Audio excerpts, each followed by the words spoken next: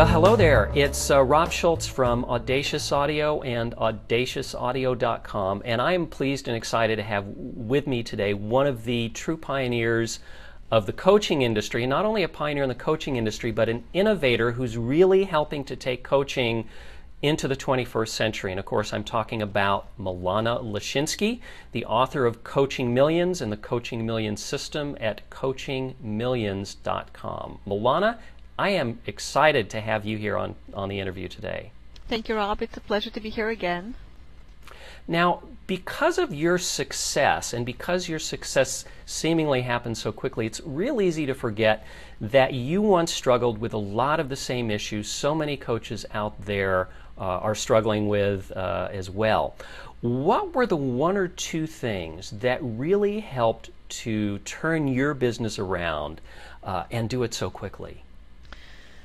Well, I think that, this is something that I mentioned at our first interview, but the idea of where each coach enters the business is very important, I think, missed greatly in this industry. A lot of coaches enter from their own fields and own backgrounds and expertise that they have accumulated over the years. Some of them go to coach training schools, others just jump into this field and start coaching clients. And so this kind of diversity in how coaches come to be coaches really shapes your business and shapes your path to success. And as I mentioned earlier, my background is web design, and I designed websites for coaches, and coaches were my clients when I was still a web designer. And I remember that one of the hardest things for me was to have a continuous stream of clients. It was either, a month of 3-4 web design clients, and it was sometimes a month of no clients, and it was very difficult for me to maintain my income in my business enough to sustain my business. And so that was really discouraging at times. And to be honest with you, I think I just got tired of building my business that way, and I said, you know what, there must be a better way. And I became excited, and for the life of me, I can't remember how I came up with the idea. I think people were asking me for resources. I had so many valuable resources that I found and accumulated for my clients to build their business online, their coaching business. And so people were asking me, why don't you put it all online and make it available to your clients? And that's what I did. And later on, it turned into ACC POW.